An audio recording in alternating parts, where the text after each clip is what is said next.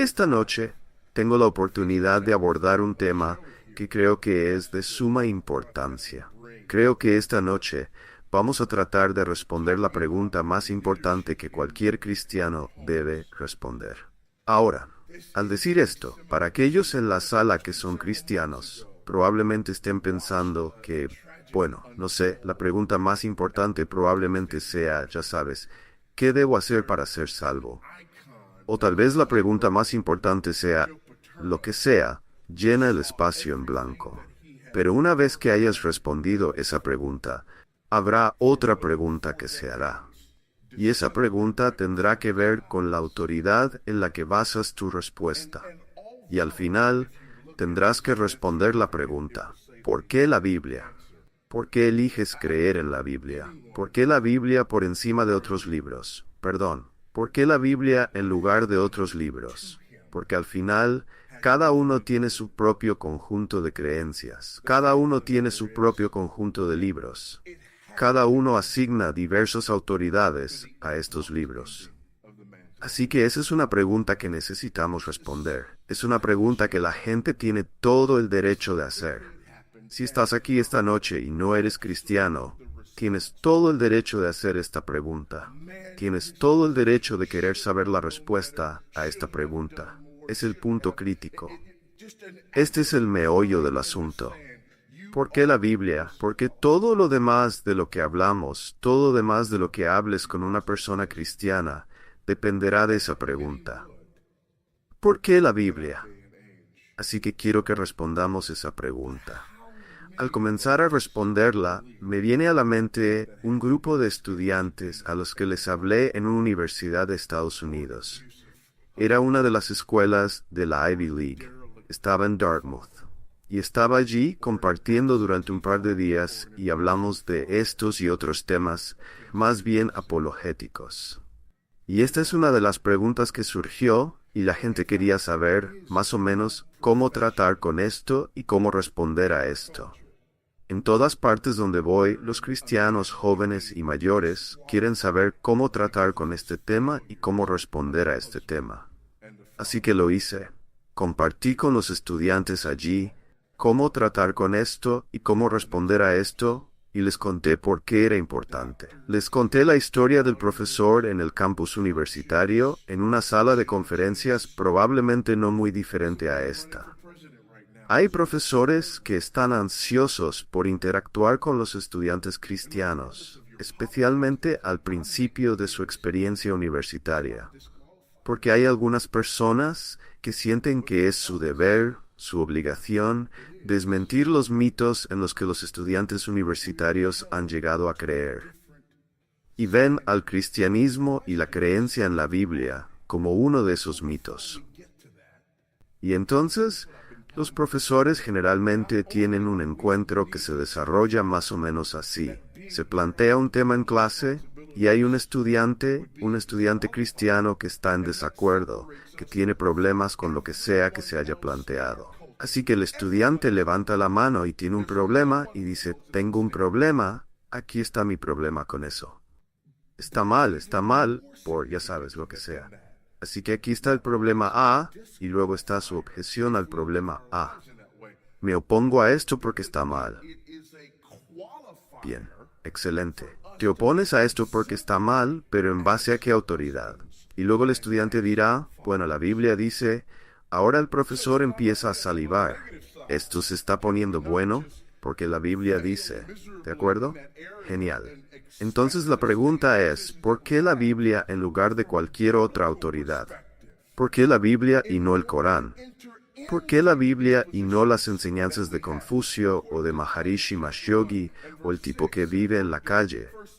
¿Por qué no? ¿Sabes? Y entonces el estudiante tendrá que responder esa pregunta. Y desafortunadamente, para la mayoría de los cristianos, hay una o dos respuestas que estamos acostumbrados a dar. Comencemos con la peor. Y la peor es esta. Bueno, creo en la Biblia porque así me criaron. En este punto es difícil que el profesor no se sonría abiertamente frente a todos. Él espera que esta sea la respuesta. Ya sabes por qué así te criaron. Es interesante que creas esto y sin embargo, tu autoridad es la Biblia, porque así te criaron. Y aún así, te encuentras aquí, en un campus universitario, pidiéndome que te enseñe cosas. Evidentemente, tu Biblia no es tan suficiente, ¿verdad? Si tu Biblia fuera capaz de darte todo este conocimiento, ¿por qué me necesitas a mí? En segundo lugar, si tus padres que te criaron fueran capaces de darte todas las respuestas, entonces ¿por qué necesitas a mí? Tercero, ¿no has aprendido ya cosas sobre lo que tus padres estaban equivocados? Muchas gracias. Mira, tus padres son falibles. Ya sabes, cuando llegas a una sala como esta, sabes que tus padres son falibles. Sabes que te dijeron cosas que simplemente no eran ciertas, ¿sabes? Sales al frío y te dicen que te pongas un sombrero, ¿sabes? Para que no te resfríes. Y luego aprendes que un resfriado es un virus y no lo puedes contagiar por la parte superior de tu cabeza. Y dices, ya sabes, me mintieron. ¿Sabes? Deja de hacer esa cara o se te quedará así. O no se quedará, ¿sabes? Todas esas cosas que te dijeron simplemente no eran ciertas. Pero este asunto de la Biblia en el que crees, ahora de repente estamos en problemas. Aquí está la otra cosa. Crees en tu Biblia, pero otras personas fueron criadas para creer en otros libros sagrados. Así que, al final, si todo lo que tienes es así me criaron, entonces tú, el musulmán, el budista y cualquiera que sea, en última instancia están involucrados en una versión madura de mi papá es más grande que tu papá, ¿verdad? Es decir, al final si eso es todo lo que tienes, bueno, está bien, así me criaron, ¿sabes? Bueno, mis padres me criaron mejor que los tuyos. Eso es todo lo que tenemos. Bueno, hay otra posible respuesta. Y en estos tiempos realmente nos gusta esta respuesta, porque creemos que la experiencia supera todo. Sabes, no puedes discutir con la experiencia de una persona, así que diremos algo como, bueno, lo probé y cambió mi vida. ¡Qué bien! Eso es genial. Lo probaste y cambió tu vida, porque eres la única persona que alguna vez ha probado algo y le ha cambiado la vida, ¿verdad? Y tal vez te cuente una historia. Te contará la historia de un tipo que es de los Estados Unidos.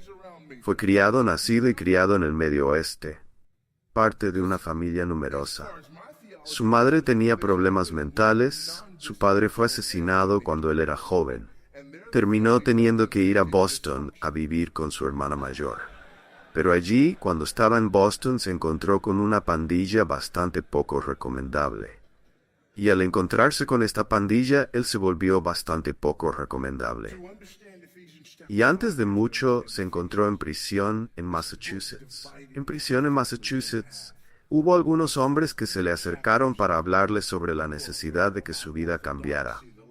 Se acercaron a él para hablarle sobre ese Mesías que necesitaba conocer y encontrar, al cual debía arrodillarse.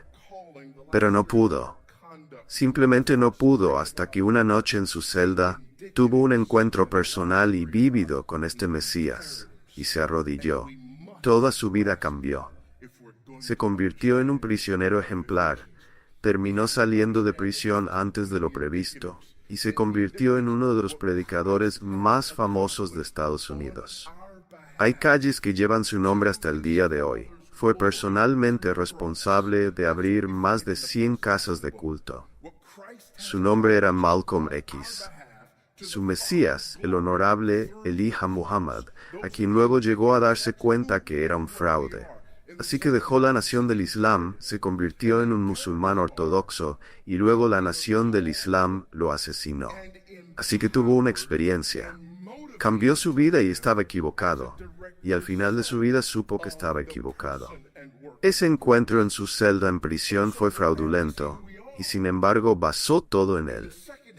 ¿O qué tal el tipo que fue a Alcohólicos Anónimos y, sabes, pasó por estos 12 pasos y llegó al, creo que fue el paso 3 o algo así, y tuvo que declarar un poder superior?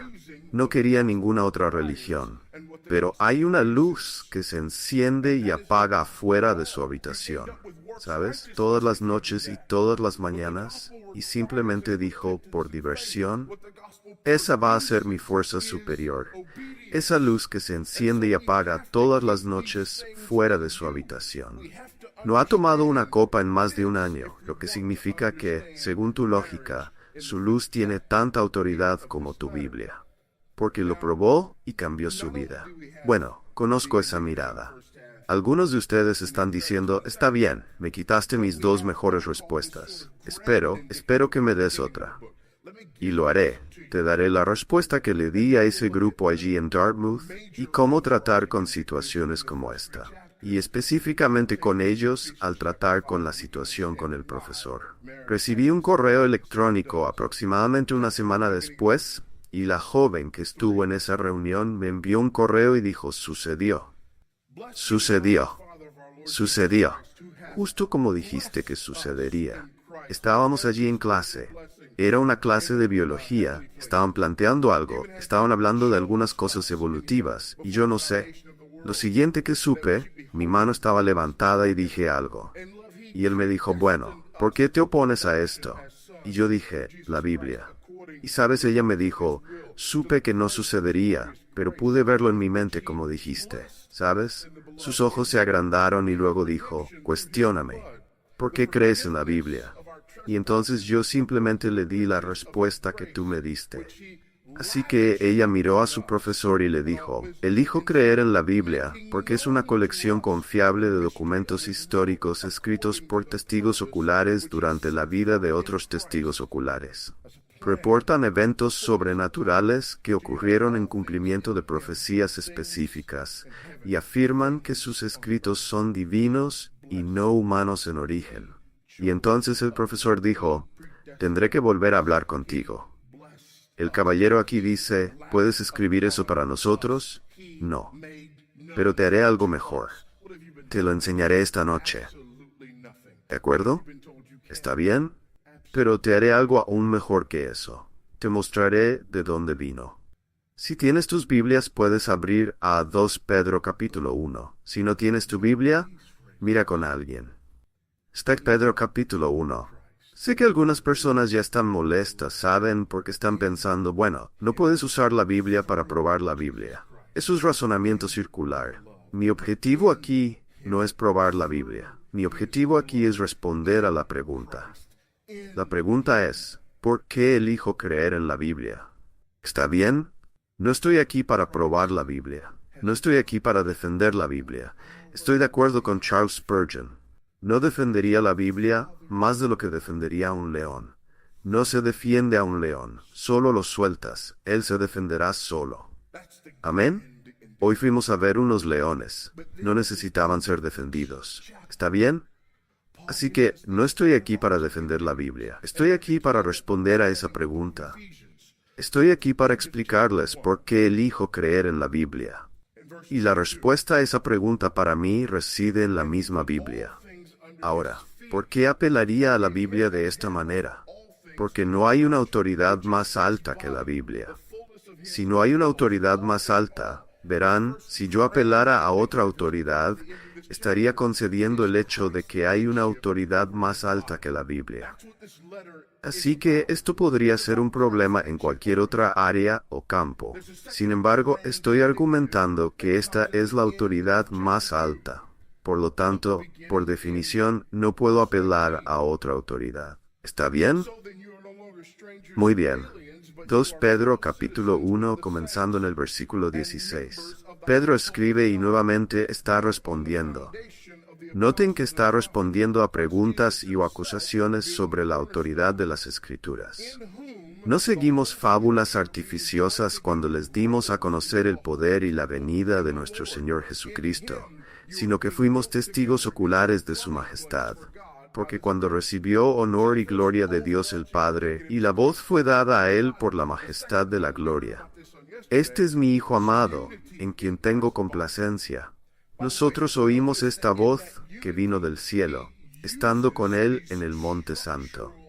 Y tenemos la palabra profética más segura, a la cual hacéis bien en estar atentos, como a una antorcha que alumbra en un lugar oscuro hasta que el día esclarezca y el lucero de la mañana salga en vuestros corazones. entendiendo primero esto, que ninguna profecía de la Escritura es de interpretación privada, porque la profecía nunca fue traída por voluntad humana, sino que los santos hombres de Dios hablaron siendo inspirados por el Espíritu Santo. Ahí está la respuesta de Pedro. Ahora bien, es de esta respuesta de la que obtengo la respuesta que les di.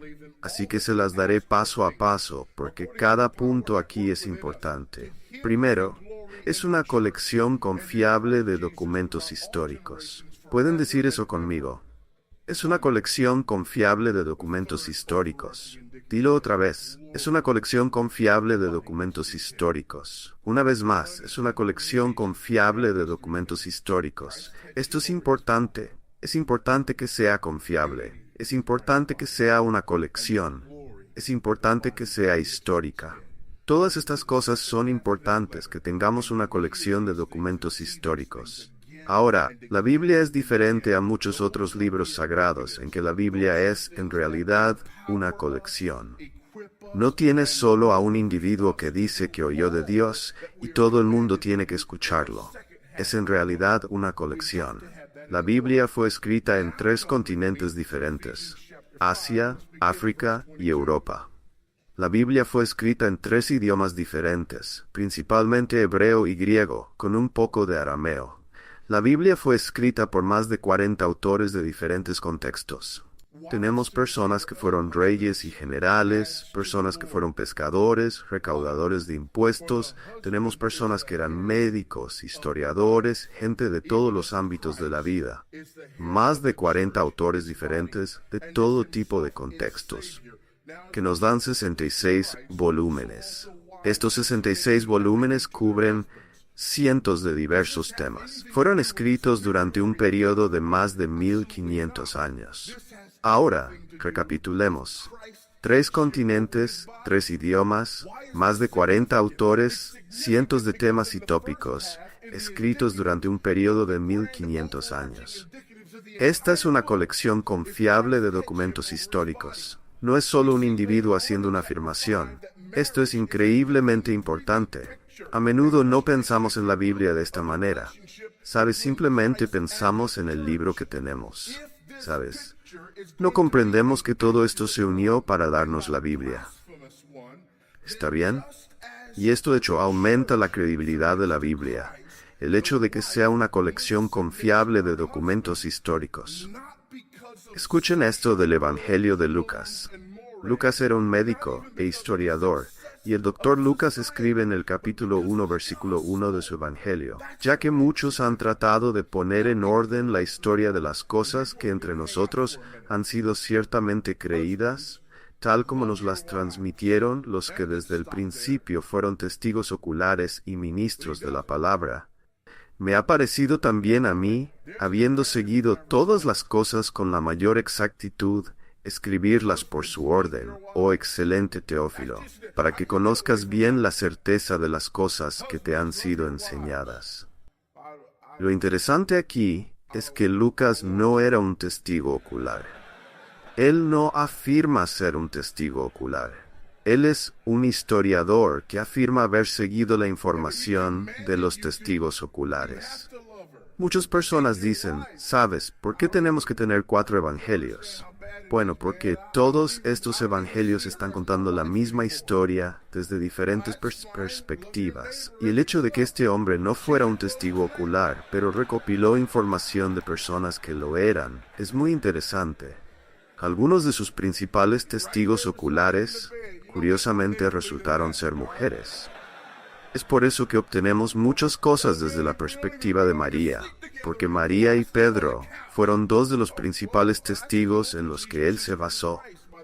Pero de todos modos, él obtiene información de testigos oculares, y él mismo dice abiertamente que no fue un testigo ocular, sino que recopiló la información de los testigos oculares, y que ha seguido todo de cerca durante algún tiempo, y quería escribir un relato ordenado. Aquí hay otra razón por la que tenemos varios evangelios. El objetivo de Lucas es la historia y la cronología. ¿Está bien? El objetivo de Lucas es, quiero darles las cosas tal como sucedieron en orden. El objetivo de Juan es el evangelismo. Juan dice claramente, escribo estas cosas para que creáis que Jesús es el Cristo. Así que su objetivo es el evangelismo. Es por eso que Juan organiza su evangelio alrededor de 7 señales principales. Así es como organiza su evangelio. El evangelio de Marcos es el más corto de los evangelios. Marcos es acerca de la brevedad, y su palabra favorita, ¿sabes? Es y enseguida, y de inmediato. Y él simplemente va boom, boom, boom, boom. ¿Sabes? Es breve. Solo los hechos, señora. Ese es el objetivo de Marcos. Mateo está escribiendo para una audiencia judía y quiere demostrar que Jesús es el Mesías judío prometido. Así que el Evangelio de Mateo enfatiza estas cosas. Es por eso que, por ejemplo, empieza con una genealogía. ¿Está bien? Así que Mateo apunta hacia atrás. Es por eso que su Evangelio está escrito de la manera en que está escrito. Si tenemos tiempo, hablaré más sobre eso. Pero simplemente sepan que la idea aquí es que tenemos una colección confiable de documentos históricos. Lucas está diciendo aquí, sin lugar a dudas, que esto es un documento histórico. Noten lo que dice Pedro, no seguimos fábulas artificiosas cuando les dimos a conocer la venida de nuestro Señor Jesucristo. En otras palabras, estas no eran fábulas, no era una colección de mitos, estos eran hechos. Pero noten la siguiente frase, sino que fuimos testigos oculares de su majestad. Aquí está la segunda parte. Tenemos una colección confiable de documentos históricos escritos por testigos oculares. ¿Pueden decir eso conmigo? Vamos a decirlo juntos.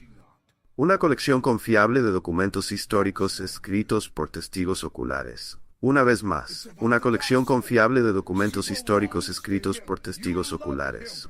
Él dice, fuimos testigos oculares. Vayan conmigo a 1 Juan. 1 Juan. Un par de páginas más allá. En 1 Juan, miren lo que pasa en 1 Juan, capítulo 1, comenzando en el versículo 1. Vean lo que dice aquí. Noten su elección de palabras. Lo que era desde el principio, lo que hemos oído, lo que hemos visto con nuestros ojos, lo que hemos contemplado y tocado con nuestras manos, concerniente al verbo de vida. ¿Creen que está tratando de hacer un punto ahí? No lo sé. Tal vez el versículo 2 lo ayude. La vida fue manifestada, y hemos visto y testificamos de ella, y os proclamamos la vida eterna, la cual estaba con el Padre y fue manifestada a nosotros.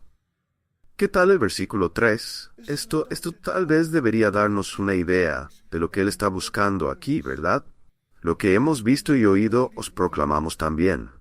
Hemos visto, hemos oído, hemos tocado. Amigos, tenemos una colección confiable de documentos históricos escritos por testigos oculares. Esto es importante. No eran personas que más tarde tuvieron una visión. Eran personas que fueron testigos de los eventos. Y no estamos hablando solo del Nuevo Testamento y Antiguo Testamento. Estamos hablando de testigos oculares de eventos que escribieron sobre eventos que vieron ellos mismos.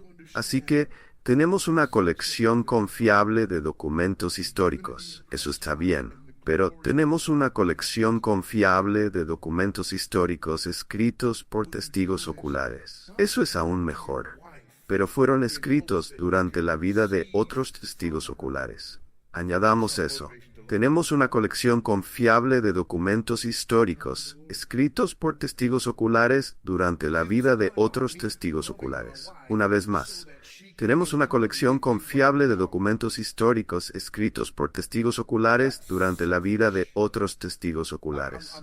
Vamos, todos juntos. Tenemos una colección confiable de documentos históricos, escritos por testigos oculares durante la vida de otros testigos oculares. Eso es increíblemente importante. Hay mucha gente que no le gusta eso, que no lo cree, que discute con eso. Quieren datar la Biblia tarde y así sucesivamente, pero hay un gran problema con eso. Vayan conmigo a 1 Corintios. Ahora, vamos a retroceder. 1 Corintios capítulo 15. 1 Corintios capítulo 15. Aquí está Pablo escribiendo. Esto es muy importante. Ahora, quiero recordarles, hermanos, el evangelio que les prediqué, el cual recibieron, en el cual están firmes y por el cual están siendo salvos, si retienen firme la palabra que les prediqué, a no ser que hayan creído en vano. Porque yo os transmití, como en primer lugar lo que también recibí, que Cristo murió por nuestros pecados conforme a las Escrituras, que fue sepultado, que resucitó al tercer día conforme a las Escrituras, y que apareció a Cefas, es decir, Pedro, luego a los 12, después apareció a más de 500 hermanos a la vez, la mayoría de los cuales viven aún, aunque algunos ya duermen. Después apareció a Santiago, luego a todos los apóstoles. Y por último, como a uno nacido fuera de tiempo, me apareció también a mí. Deténganse. Si hacen las cuentas, hay al menos 301 testigos oculares de la resurrección que estaban vivos cuando se escribió 1 Corintios. Al menos 301 testigos oculares de la resurrección que estaban vivos. Que estaban vivos cuando se escribió 1 Corintios. Ahora, antes de seguir adelante, estamos en un campus universitario, así que necesito abordar este tema, porque siempre hay, sabes, el tipo inteligente que dice, bueno, sabes, tienes un verdadero problema aquí, porque sabes, dijiste que él apareció a Cefas o a Pedro y luego a los 12. Tienes un problema. Esa es una de esas contradicciones en la Biblia. ¿Por qué? Bueno, porque Judas se ahorcó. ¿Cómo podría aparecer a los 12 si Judas se ahorcó? Solo habría aparecido a 11, porque Judas ya se había ahorcado. Es interesante. Muy interesante, sí. Eso parecería una contradicción, a menos que leas como el resto de la Biblia, porque entonces descubrirías que en Hechos 1, Judas es reemplazado por Matías, y el requisito era que él hubiera sido testigo ocular de todo desde el principio. Verán, los 12, ese era un número importante. Por eso reemplazaron al número 12 cuando se ahorcó, para que todavía hubiera 12. Y por definición, ser parte de los 12 significaba que tenías que ser testigo de la resurrección. Así que no hay contradicción aquí, pero gracias por participar. Pero eso va al fondo de nuestras presuposiciones cuando leemos la Biblia. ¿Sabes? Hay quienes leen la Biblia como un juez tratando de encontrar algo incorrecto. Tratando de encontrar algo, trabajando arduamente para encontrar algo incorrecto. Y sabes lo que he encontrado, es que cuando las personas leen la Biblia de esa manera, tienen todos estos momentos y luego les das una respuesta y no dicen, wow, estaba tan equivocado. Simplemente dicen, está bien, encontraré otro. ¿Sabes? Ha habido 25,000, más de 25,000 excavaciones arqueológicas relacionadas directamente con el tema de la Biblia. Más de 25,000. Ninguna de ellas ha contradicho nada de lo que tenemos en la Biblia, y la abrumadora mayoría de ellas ha confirmado y afirmado las cosas que encontramos en la Biblia. Pero aquí está lo interesante. Cuando encuentras algo en la Biblia, y como lo hemos hecho miles y miles de veces, que confirma algo en la Biblia. Había individuos en la Biblia. Quirino no era gobernador. Nunca hemos encontrado su nombre en ningún lado. Así que encuentras el nombre de Quirino en una excavación arqueológica, y esas personas no dicen, oh, estábamos equivocados, perdónanos. Simplemente dicen lo que sea. Buscaremos algo más, ¿sabes? Y no se oye hablar de eso. Pero luego alguien dice, ¿sabes? Encontramos el Evangelio de quien sea. Y es noticia de primera plana en todo el mundo, ¿verdad? Porque promueve una teoría que queremos promover que socava la Biblia. Luego te enteras de que no era auténtico, y nadie escucha sobre eso. ¿Verdad?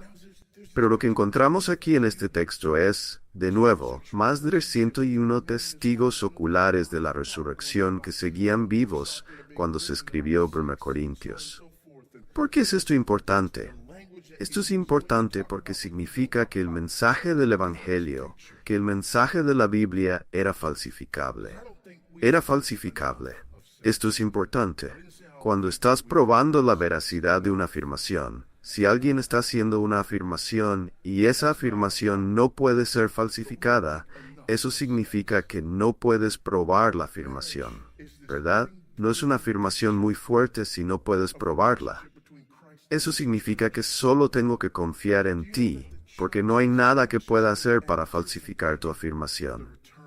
Solo tengo que confiar en ti. Esta afirmación era falsificable. Cuando Pablo la escribió, era una afirmación falsificable, y sin embargo nunca fue falsificada. Esa es una pieza de evidencia que debe ser tomada en cuenta. Una colección confiable de documentos históricos escritos por testigos oculares durante la vida de otros testigos oculares. Pero hay un problema. Y aquí está el problema. El problema es, sabes, todos somos personas educadas y, lamentablemente, somos personas sobreeducadas, porque tenemos verdades y mentiras y todo lo demás. Y debido a que somos personas sobreeducadas, todos creemos que sabemos cosas sobre esta afirmación. Toda esta afirmación de que sabes, tenemos una colección confiable de documentos históricos escritos por testigos oculares durante la vida de otros testigos oculares. Sabes, eso no es exactamente cierto. Esto en realidad fue escrito más tarde. Es decir, ¿no es cierto? ¿No hemos oído eso? Que esto fue escrito más tarde. Y luego está este tipo de Constantino, ¿sabes? Y él pone las cosas juntas y luego dice quiten otras cosas y todo este tipo de cosas. Y entonces, hay un par de cosas que necesitamos tratar cuando hablamos de la Biblia de esta manera. De nuevo, una colección confiable de documentos históricos escritos por testigos oculares durante la vida de otros testigos oculares.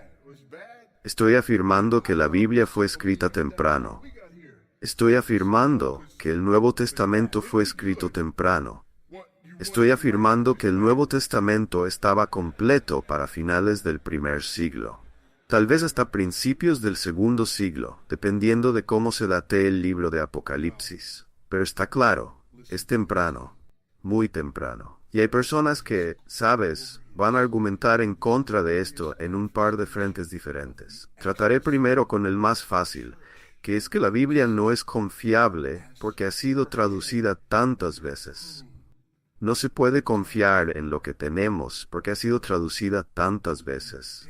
Así que, tal vez lo que él está diciendo es cierto acerca de algo allá afuera en algún lugar, pero no es cierto acerca de lo que tenemos hoy, debido a cuántas veces se ha traducido. ¿Lo has oído? Vamos. Necesito ver manos. Necesito ver manos. ¿Lo has oído? Genial. Yo también lo he oído. La gente me lo ha dicho. Personas en universidades reputadas me han dicho esto. Las personas que hacen este tipo de afirmaciones, esta afirmación en particular, son o ignorantes, o malvadas, o ambas cosas. Y no es que esté siendo cruel. Déjame explicarte por qué. Porque la Biblia ha sido traducida tantas veces y dicen que es como un juego de teléfono. ¿Sabes? El juego tiene diferentes nombres en diferentes partes del mundo.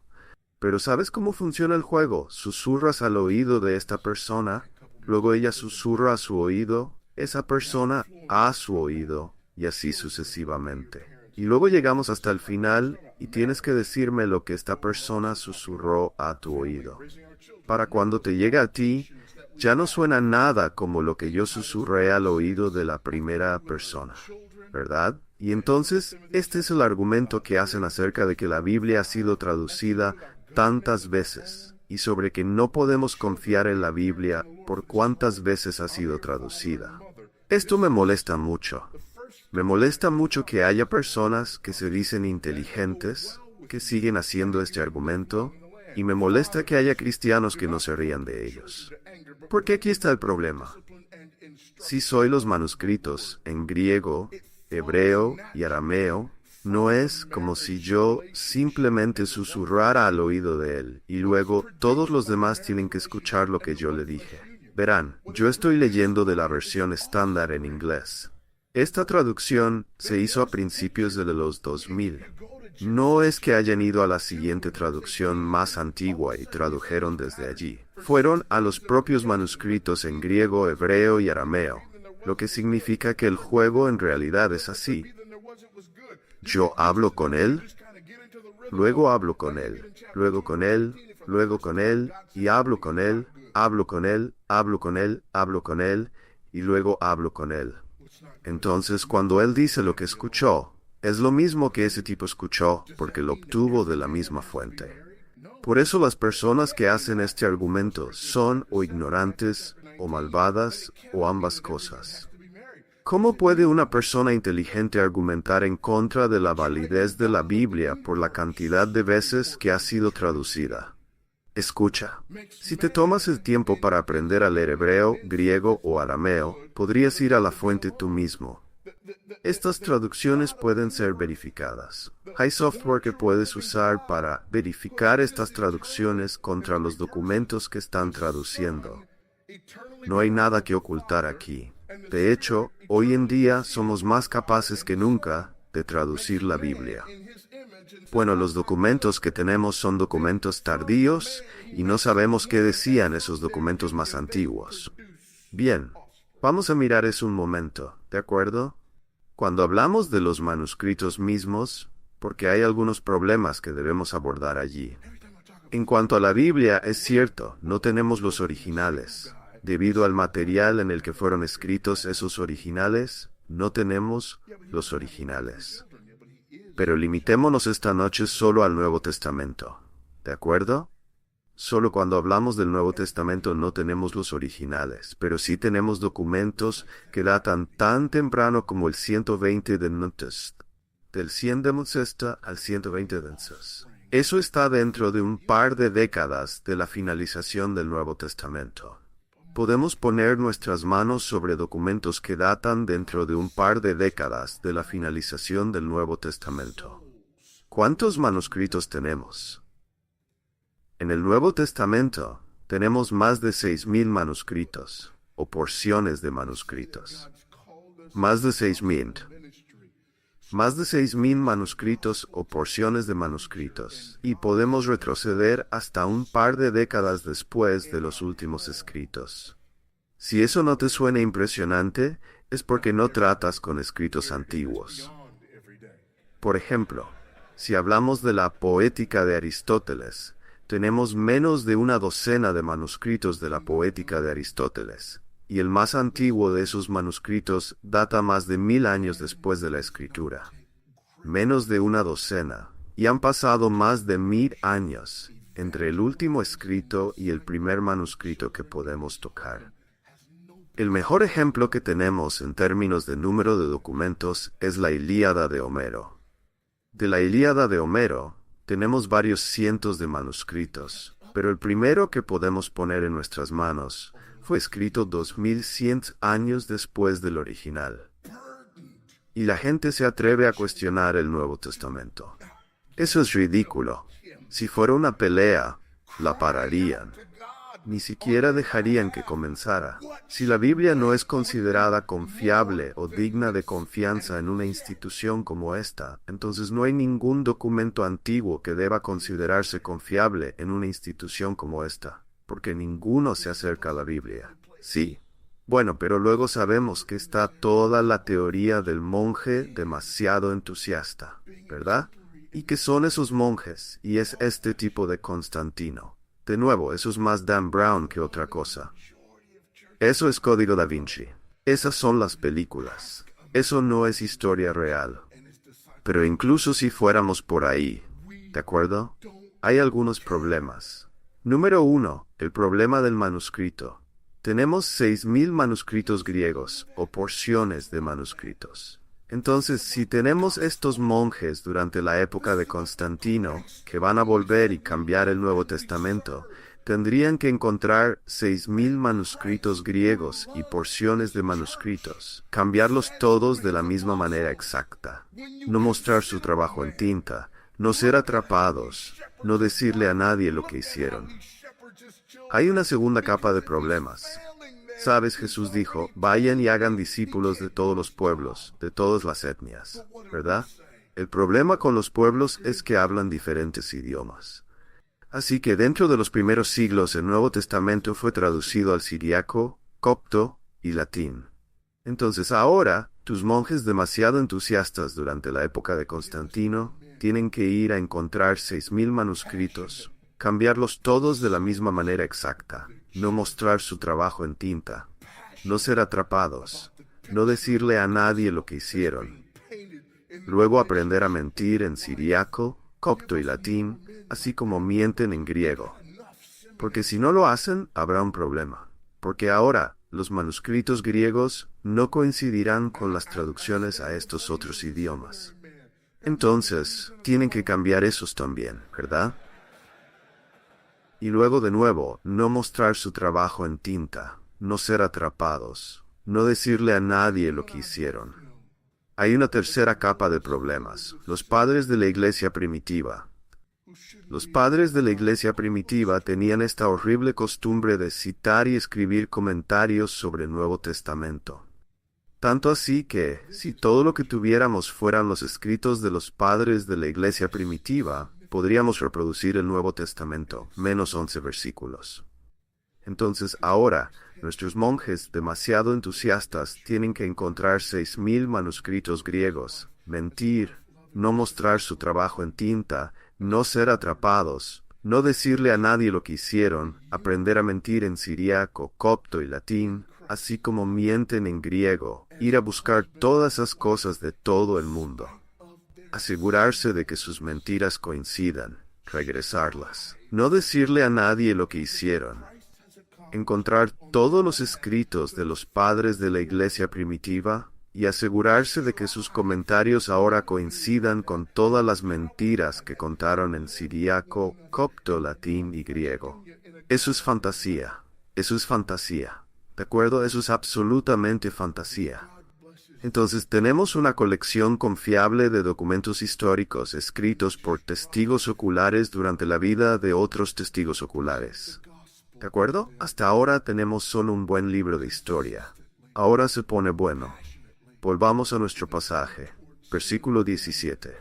Cuando recibió honor y gloria de Dios el Padre, y le fue dirigida una voz que le decía, «Este es mi Hijo amado, en quien tengo complacencia». Nosotros mismos oímos esta voz dirigida desde el cielo, cuando estábamos con Él en el Monte Santo. Ahora tenemos una colección confiable de documentos históricos escritos por testigos oculares durante la vida de otros testigos oculares, y ellos informan sobre eventos sobrenaturales. Vamos a decirlo juntos. Tenemos una colección confiable de documentos históricos escritos por testigos oculares durante la vida de otros testigos oculares, y ellos informan sobre eventos sobrenaturales, no eventos sobrehumanos. Los eventos sobrehumanos, eso es como los resúmenes deportivos, ¿de acuerdo? Estos son eventos sobrenaturales. Están hablando de la transfiguración en el monte. Están hablando de cuando Jesús fue transfigurado en el monte y fue visitado.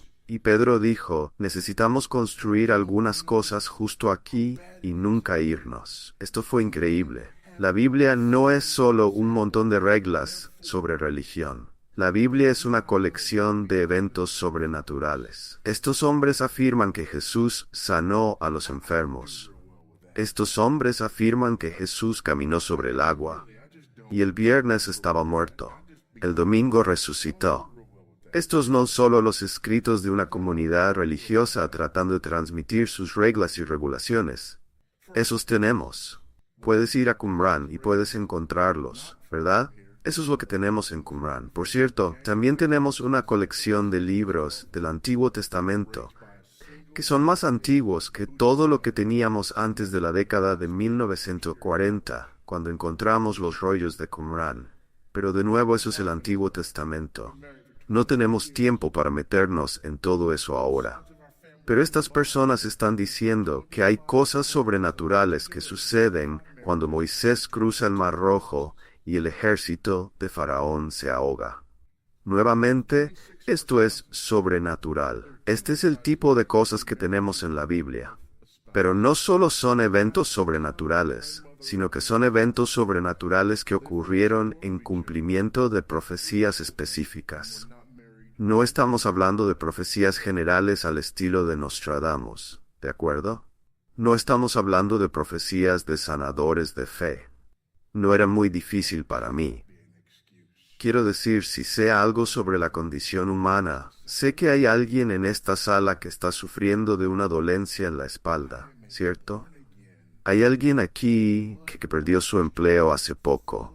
Hay alguien en una sala de este tamaño que eso no es de lo que estoy hablando aquí. Ese no es el tipo de profecías de las que estoy hablando. El tipo de profecías predictivas de las que hablo son las que, por ejemplo, están en Isaías 53. En Isaías 53, Isaías, más de 700 años antes de que naciera Jesús, profetiza que Jesús nacerá y que será el siervo sufriente. Isaías 53 es un pasaje poderoso, pero tal vez no sea lo suficientemente antiguo para ti. Es un pasaje poderoso. He hecho viajes a Israel. He hecho varios viajes a Israel para liderar tours, y he conocido a algunas personas allí que forman parte de un grupo llamado Uno para Israel, y ellos realizan alcance a los judíos en Israel.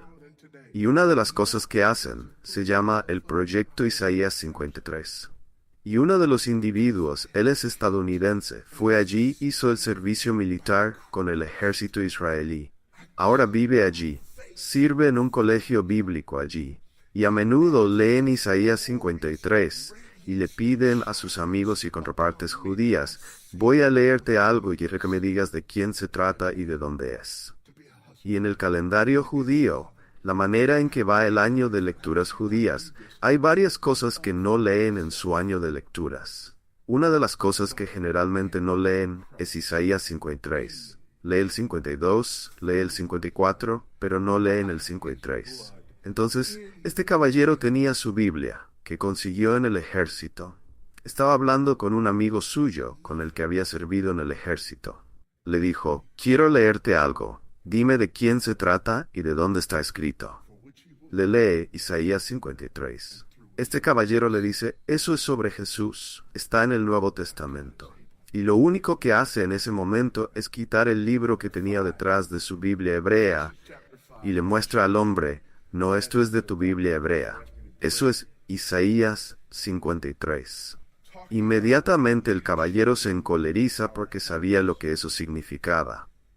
Pero la vida y muerte de Jesús fue en cumplimiento de la profecía.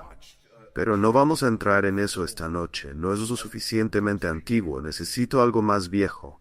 700 años. Vamos, hombre. ¿Qué son 700 años? ¿Qué tal si regresamos más de 1000? Y si regresamos más de 1000, vamos al Salmo 22. Ahora, si quisiera que abrieras al Salmo 22, y digamos que estamos en el primer siglo, digamos que somos judíos, estamos hablando de la Biblia en arameo, no podría decirte que abrieras al Salmo 22. Solo hemos tenido capítulos y versículos en los últimos cientos de años. Tendría que decirte que abrieras al título del Salmo 22, que sería la primera línea. Tendría que decirte, abre tu rollo en Eli lama sabactani, que significa, Dios mío, ¿por qué me has desamparado? ¿Te suena familiar? Esto es lo que Jesús dice mientras está en la cruz. Así que Jesús cita el título de una canción mientras es crucificado. Ahora, si yo digo, pásame ese dulce Salvador, ¿qué es lo siguiente que se te viene a la mente? Escucha mi humilde clamor, ¿cierto? Gracia asombrosa, cuán dulce el sonar, ¿cierto? Y eso es aquí. ¿Qué pasaría si estuviera a punto de ser ejecutado, y dijera la primera línea de una canción, y luego me vieras morir? Probablemente pensarías en el resto de esa canción todo el tiempo que yo estuviera muriendo. Salmo 22. Dios mío, ¿por qué me has desamparado? ¿Por qué estás tan lejos de salvarme y de las palabras de mi gemido? Dios mío, clamo de día, pero no respondes, y de noche, pero no hallo reposo. Mira el versículo 6. Pero yo soy gusano y no hombre, oprobio de los hombres y despreciado del pueblo. Todos los que me ven se burlan de mí, estiran los labios, menean la cabeza. Confío en Jehová que lo libere, sálvele, pues en él se agradó. Eso es lo que le decían a Jesús. Así lo estaban burlando mientras lo crucificaban. Ve al versículo 12. Me rodean muchos toros, fuertes toros de Basán me cercan. Abren sobre mí su boca, como león rapaz y rugiente. He sido derramado como agua, y todos mis huesos se descoyuntaron. ¿Por qué? Porque estás clavado en un árbol. Mi corazón como cera se derritió en medio de mis entrañas. Interesante. Después de morir, lo traspasan en el costado, hacia arriba. Traspasan el pericardio y sangre y agua brotan. Mira lo siguiente, mi fuerza se secó como un tiesto, mi lengua se pegó a mi paladar, lo cual te haría decir, tengo sed. Me pusiste en el polvo de la muerte. Versículo 16.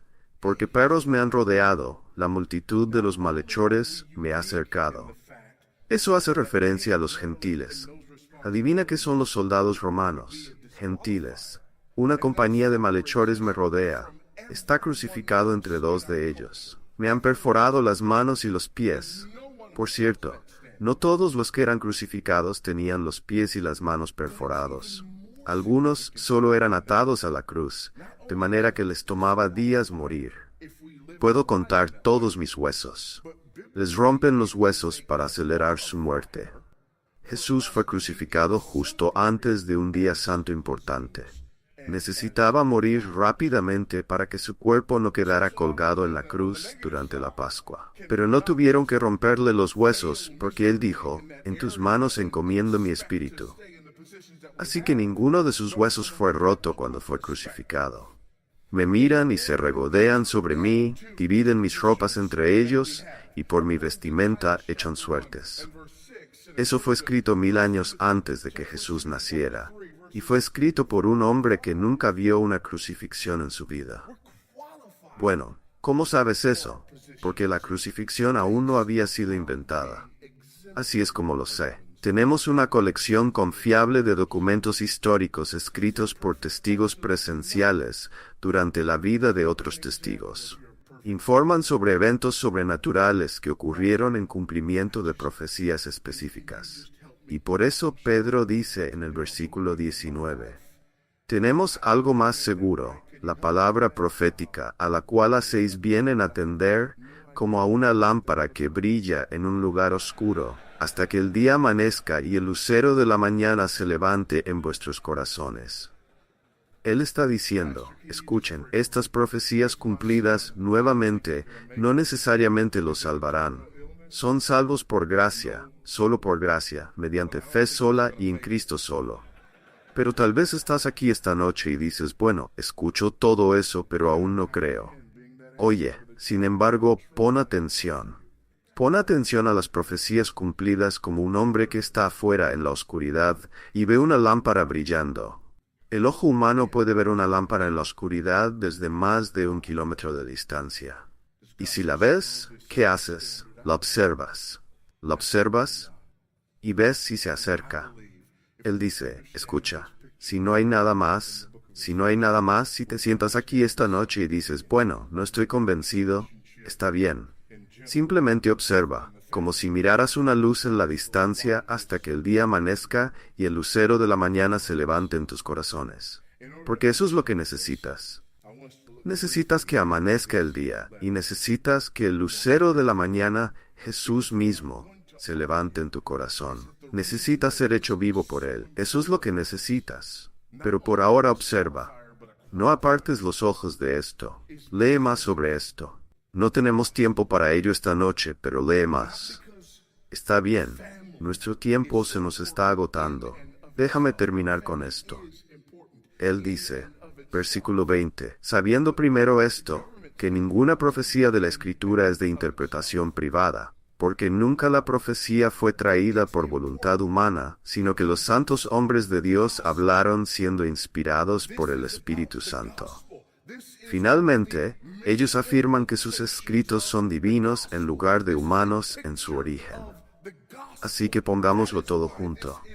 Juntos conmigo, tenemos una colección confiable de documentos históricos escritos por testigos presenciales durante la vida de otros testigos. Informan sobre eventos sobrenaturales que ocurrieron en cumplimiento de profecías específicas, y afirman que sus escritos son divinos y no humanos en su origen. Afirman que esto viene de Dios. Y el Señor dijo, y el Señor habló a Moisés diciendo, y el Señor dijo, así dice el Señor. Todo a lo largo de la Biblia, estas son palabras de Dios, no palabras de hombres. Ellos afirman que son palabras de Dios. Y por cierto, cuando estas profecías se cumplen, ¿no le da credibilidad a eso? Que este es Dios quien está hablando, Y a menudo tenemos individuos que dicen, bueno, yo simplemente no puedo llegar allí, no puedo ir allí. ¿Por qué? Porque los hombres escribieron eso. Los hombres escribieron eso y no puedo creerlo. Entonces no puedes creer nada escrito en ningún libro. Porque los hombres lo escribieron, ¿cierto? Eso es ridículo. No puedes creer eso. ¿Por qué? Porque los hombres escribieron eso. Sin embargo, te crees a ti mismo. Sí, no crees lo que los hombres escribieron porque crees que pueden ser falibles. Sabes que tú eres falible y sin embargo, te crees a ti mismo. ¿Cómo puedes creerte a ti mismo y no creer en ellos? ¿Qué te hace tan digno de confianza? Pero ese es otro problema. Todo este problema, toda esta idea que tenemos. Sí, y he escuchado a personas decir esto. Bueno, sabes, yo soy un hombre de ciencia y a menos que estas cosas se me puedan probar científicamente, entonces yo simplemente, oh, wow, cuando la gente dice eso quiero abrazarlos. De verdad, lo quiero hacer. Lo quiero hacer de verdad. Porque creen que son tan súper inteligentes y lo que están demostrando es su ignorancia. Solo quiero abrazarlos. Quiero poner mi brazo alrededor de ellos y decir, escucha, escucha, escucha, te lo digo porque soy tu amigo. No vuelvas a decir eso a nadie más porque realmente pareces un tonto. ¿Qué quieres decir? Bueno, quiero decir que entiendes el método científico, ¿lo entiendes? Bueno, sí. En el método científico, algo debe ser observable, medible y repetible. ¿Cierto? La historia no es observable, medible ni repetible. No usas el método científico para probar eventos históricos. Así que si dices que necesitas evidencia científica para esto, pareces un tonto. No usas el método científico para probar eventos históricos. Usas el método de evidencias, como en un tribunal de justicia. Entonces, ¿qué haces? Bueno, no lo sé. Preguntas sobre la fiabilidad de las fuentes. Preguntas sobre la corroboración de las fuentes. Preguntas sobre las evidencias internas y externas que respaldan estas fuentes. Este es el tipo de preguntas que debes hacer. ¿Quiénes son los testigos? ¿Son testigos confiables y dignos de confianza? ¿Es esto falsificable? ¿Hay otras cosas que contradicen esto o hay otras cosas que lo confirman? Este es el tipo de preguntas que haces en el método de evidencias. Y cuando haces esas preguntas, obtienes cosas como 3 continentes, 3 idiomas, más de 40 autores, la mayoría de los cuales nunca se conocieron entre sí. Escriben 66 volúmenes. Estos volúmenes abordan cientos de temas diferentes y se unen en una unidad coherente que cuenta una sola historia redentora, escrita a lo largo de más de 1500 años. Por lo tanto, tienes corroboración, tienes fiabilidad, tienes 25.000 excavaciones arqueológicas directamente relacionadas con los temas tratados en la Biblia, que han confirmado lo que encontramos allí. Tienes los escritos de contemporáneos que confirman lo que encontramos aquí. Por lo tanto, el hombre inteligente no es el hombre que dice, simplemente no puedo creer eso. Ese es el tonto. El hombre inteligente dice, elijo creer en la Biblia, porque es una colección confiable de documentos históricos escritos por testigos presenciales durante la vida de otros testigos. Informan sobre eventos sobrenaturales que ocurrieron en cumplimiento de profecías específicas, y afirman que sus escritos son divinos y no humanos en su origen. Y si eso no es suficiente, lo intenté. Cambió mi vida. Escucha, vamos a hacer una pausa de unos minutos, y luego volveremos. Tendremos preguntas. Queremos que escribas tus preguntas si puedes. ¿Está bien? Las preguntas serán recolectadas, y luego trataremos de responder tantas como podamos en el tiempo que nos quede. Así que por favor, si puedes, toma el tiempo para escribirlas. Las recogeremos y las pondremos en diferentes categorías, y luego abordaremos como tengamos tiempo para responder. Gracias.